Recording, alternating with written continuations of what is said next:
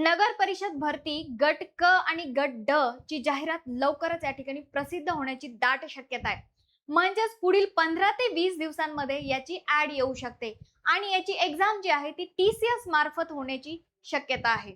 जर तुम्ही नगर परिषद भरती साठी तयारी करत असाल, त्यामध्ये कर निर्देशक किंवा प्रशासकीय सेवेसाठी जर तुम्ही तयारी करत असाल, तर द 360 अकॅडमी घेऊन आलाय नगर परिषद भरतीसाठी बॅच. या बॅचची जर वैशिष्ट्य आपण बघितली तर बॅच असणारे पूर्णतः रेकॉर्डेड स्वरूपामध्ये.